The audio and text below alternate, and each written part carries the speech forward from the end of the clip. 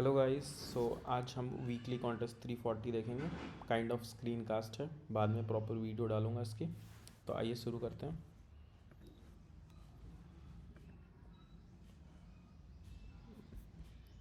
तो सबसे पहला question, prime in diagonal question पढ़ते हैं। क्वेश्चन क्या है? You are given zero index two dimensional integer array nums return the largest prime number that lies on at least one of the diagonals nums in case no primes represent return zero. ठीक है, तो question कह रहा है कि हमें largest prime number खोजना है जो किसी एक डायगोनल पे हो। तो कोई भी मैट्रिक्स में दो डायगोनल होते हैं, एक होता है लेफ्ट डायगोनल, एक होता है राइट डायगोनल। ये तो लेफ्ट डायगोनल का हमें पता है कि आई इक्वल्स टू आई होता है, एंड राइट डायगोनल्स के लिए होता है i in nums dot length i minus one. ठीक है, तो हमें कुछ नहीं करना है, हमें बस चेक करना है कि या तो इस डायगोनल पे प्राइम मिल जाए, मतलब जितने भी प्राइम मिले उसमें मैक्सिमम क्या है, प्लस इस डायरेक्शन में जितने भी प्राइम्स मिले तो टोटल प्राइम्स मिलने के बाद मैक्सिमम क्या है। अगर नहीं मिलते हैं तो ज़ीरो रिटर्न करना है। तो सबसे पहले हम क्या करेंगे, एक फंक्शन बना लेंगे प्राइम के लिए, चेक करने के लिए कि प्राइम है कि नहीं। तो ये सिंपल सा फंक्शन हो गया प्राइम के लिए।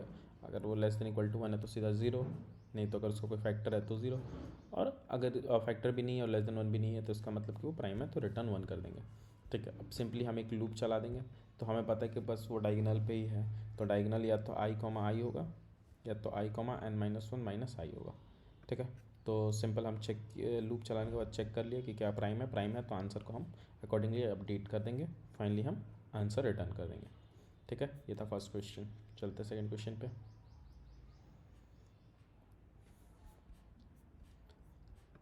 तो सेकेंड क्वेश्चन क्या कर रहा है? You are given zero index integer array nums, there exist an array of length nums dot length where array I is the sum of I minus mod of I minus j over all j such that nums j equals to nums I and j is not equal to I no such that. ठीक है, तो question क्या कह रहा है? Question ये कह रहा है कि आपको एक एरे दिया हुआ रहेगा और आपको एक एरे रिटर्न करना होगा। जो एरे दिया हुआ रहेगा उसमें बहुत सारे नंबर्स है। आपको क्या करना है कि जहाँ पे दो नंबर्स इक्वल है, like nums of J equals to nums of I है।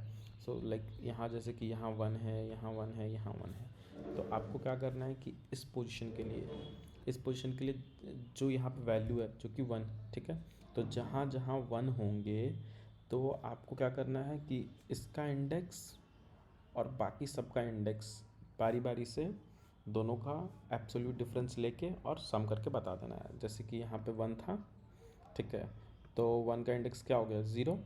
इस वाले वन का इंडेक्स क्या हो जाएगा? टू। इस वाले इंडेक्स का मतलब इस वाले वन का इंडेक्स क्या है? थ्री। तो एरे ऑफ ज़ीरो मेरा क्या हो गया? एरे ऑफ ज़ीरो माइनस मतलब कि zero minus two plus zero minus three equals to five. Similarly हम थ्री के लिए कर लेंगे, तो थ्री के लिए और कुछ है नहीं, तो थ्री के लिए हो जाएगा सिंपली ज़ीरो। यहाँ पे लिखा हुआ है कि अगर नहीं है तो ज़ीरो कर देना है। तो इस वन के लिए फिर क्या हो जाएगा कि एक होगा ज़ीरो और इसका इंडेक्स है टू, इसका ज़ीरो, तो टू माइनस ज़ीरो प्लस इसका टू माइनस थ्री, तो इसके लिए हो गया थ्री। सिमिलरली आगे भी कर लेंगे। तो ये क्वेश्चन थोड़ा वो था, ट्रिकी था, कैसे करना है। तो अब ध्यान से देखो कि जो इंडिसेस होते हैं ना वो होंगे सॉर्टेड, और ये जो मॉड होता है तो हमेशा आप देखोगे ना कि अगर एक पर्टिकुलर नंबर से कोई छोटा है, ठीक है, छोटा नंबर है, तो आप सिंपली वो कर सकते हो, मॉड को ओपन कर सकते हो कि बड़ा नंबर माइनस छोटा नंबर। और अगर ये अपोजिट केस रहता है कि लेट्स से कि जो इंडेक्स है ये टू कॉमा थ्री के लिए, तो इसको आप क्या ओपन कर सकते थे? थ्री माइनस टू कर सकते थे इसको। ठीक है, अगर आपको मॉड नहीं यूज़ करना है। तो अब हमें क्या करना है बेसिकली, अगर कोई भी एक वन है, लेट्स से कि ये वाला वन है, तो मुझे जानना है कि इसके लिए एरे ऑफ आई का वैल्यू क्या होगा। तो मैं क्या करूँगा कि यहाँ पे जो करंट इंडेक्स है आई, ठीक है, उससे मैं देख लूँगा कि इसके पीछे कितने इंडेक्सेस हैं जिसका वैल्यू यहाँ वन के बराबर, मतलब जो इस इंडेक्स पे वैल्यू है उसके बराबर है। ठीक है, तो वो हम देखोगे कि यहाँ पे एक है। ठीक, अगर मान लो कि पीछे दो तीन रहते हैं तो मुझे पहले क्या करना पड़ता कि किस किस इंडेक्स पे है वो पता होना चाहिए था। ठीक है, लेट्स से मुझे पता है कि पीछे वन टू थ्री इंडेक्स पे था। ठीक है, एग्जांपल लेते हैं कि वन टू थ्री इंडेक्स पे था।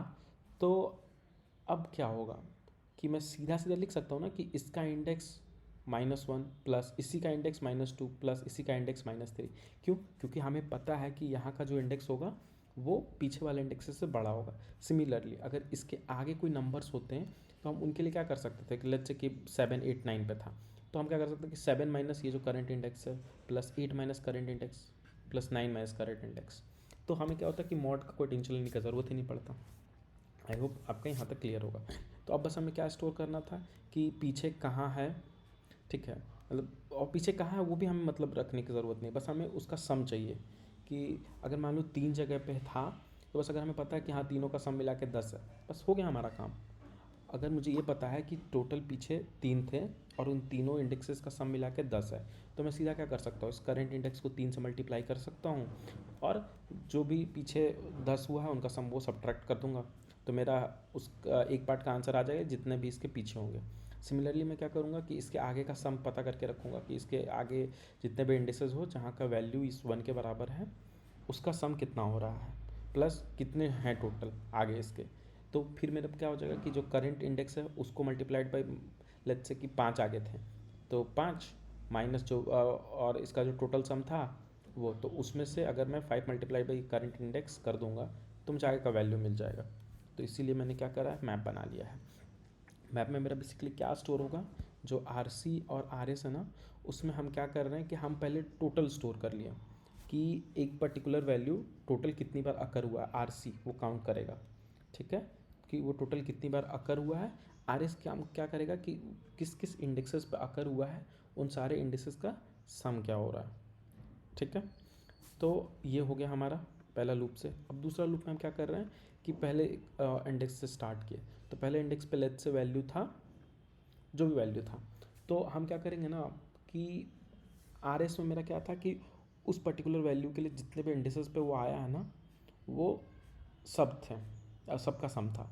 और मुझे लेफ्ट में क्या करना है कि मैं ज़ीरो से यहाँ तक जिस इंडेक्स पे आया हूँ ना वहाँ तक उस वैल्यूज़ का मतलब कि जो भी होगा उस वैल्यू का इंडिसेस का सम वो कितना हो रहा है। तो आइडियली देखोगे तो आइडियली क्या हो रहा है कि जो एल एस मेरा स्टोर करेगा ना वो ज़ीरो से करंट इंडेक्स तक में वो पर्टिकुलर नंबर जो इंडेक्स आई पे है वो उसके इंडेक्सेस का सम होगा, ठीक है। एल सी में सिमिलरली वो कितनी बार आया है पर्टिकुलर नंबर जो इंडेक्स आई पे है उसका काउंट होगा। ध्यान से देखो जो मैंने ऊपर समझाया था कि अगर किसी भी नंबर से छोटा रहता है दूसरा नंबर तो मॉड हमेशा बड़े नंबर माइनस छोटा नंबर कर लेते हैं, ठीक है। तो सिमिलरली यहाँ पे क्या हो जाएगा, सीधा फॉर्मूला बन जाएगा कि एल सी माइनस जो भी L C of nums of I, ये क्या करेगा कि ये पर्टिकुलर कितनी जगह पर आया है, जो इंडेक्स आई पर जो नम्स ऑफ आई है वो कितनी जगह आया है वो बता देगा अभी तक जीरो से लेके करंट पोजीशन आई तक, ठीक है। मल्टीप्लाई कर देंगे और उन टोटल का सम कितना है वो सब्ट्रैक्ट करेंगे, तो ये बेसिकली मुझे पहले पार्ट का आंसर दे देगा। दूसरे पार्ट में अब देखो हमने यहाँ एक और चीज़ कर दिया कि जो भी मिलते जा रहा है ना उसको टोटल में से हम घटाते जाते हैं, उसका काउंट भी घटाते जा रहे हैं। तो इससे मुझे क्या मिलेगा कि करंट पोजीशन से आगे कितना वो बचा हुआ है आई, मतलब नम्स ऑफ आई, और जो जो इंडेक्सेस पे उनके सम क्या है तो वो भी मिल गया। तो मैं क्या करूँ कि टोटल सम जो भी होगा उसका माइनस आर सी होंगे, टोटल मान लो 3 बार होंगे तो मुझे 3 बार ही ऐसे करना पड़ेगा ना कि 2 माइनस 0 प्लस 2 माइनस 3 ऐसे, तो वो आर सी का मल्टीप्लाई कर देंगे आई से, तो ये हो जाएगा, ठीक है। अब चलते हैं नेक्स्ट क्वेश्चन पे। नेक्स्ट क्वेश्चन काफ़ी इजी है, मुझे थोड़ा टाइम लग गया था, मैं सेट में बनाने लग गया था पर मुझे समझ आया बाद में कि सेट की ज़रूरत ही नहीं। पहले एक बार क्वेश्चन पढ़ लेते हैं। क्वेश्चन क्या बोल रहा है कि you are given a zero index integer array nums and an integer p, find p pairs of indices of nums such that maximum difference amongst all the pairs is minimized, also ensure no index appears more than once amongst the p pairs, ठीक है। And note that for a pair p elements I J and X nums I nums J, ठीक है। तो basically क्या कह रहा है, ये कह रहा है कि आपको एक एरे दे दिया है और एरे में से आपको p पेयर सेलेक्ट करने हैं और कोई भी इंडेक्स कॉमन नहीं होगा। लाइक अगर आपने एक पेयर में 0 1 इंडिसेस 0 और 1 सेलेक्ट कर लिया तो आप कहीं भी वापस से 0 और या 1 को यूज़ नहीं कर सकते, ठीक है। हमें क्या रिटर्न करना है कि जो भी आप p पेयर सेलेक्ट करोगे तो हर एक पेयर में एक डिफरेंस होगा, तो वो जो डिफरेंस है ना वो मिनिमम होना चाहिए। जो अगर मान लो 5 पेयर सेलेक्ट कर रहे हो तो पाँचों पेयर में जो मैक्सिमम वैल्यू हो गया, लेट्स से किसी का 2 आया 3 आया 5 आया तो उसमें मैक्सिमम वैल्यू 5 आ गया, तो 5 हो गया उसका आंसर। लेकिन हमें क्या करना है कि क्या उस 5 को कितना मिनिमम कर सकते हैं, तो जितने भी पेयर्स होंगे उनका जो डिफरेंस आएगा ना उसको हमें मिनिमम पॉसिबल देखना है। तो एकदम स्ट्रेट फॉरवर्ड क्वेश्चन होता है, अगर कहीं भी आपको ऐसा मिले ना कि मिनिमम क्या पॉसिबल है या मैक्सिमम क्या पॉसिबल है, तो सीधा सीधा आप समझ लो कि बाइनरी सर्च वो बोलना चाह रहा है। अगर आप ऐसे देखो कि अगर यहाँ पे ये बोला, अगर मैं मान लो कि मुझे मान लो 3 पेयर सेलेक्ट करने हैं और मैं ये कह रहा हूँ कि मैक्सिमम डिफरेंस 50 हो सकता है। अगर मैं 50 अलाउ कर, मेरे पास अगर 50 का आंसर है, ठीक है, कि लेट्स से कि अगर मेरा आंसर, अगर मैक्सिमम डिफरेंस 50 होता तो उसके लिए आंसर है मेरे पास, तो क्या 100 के लिए आंसर नहीं होगा?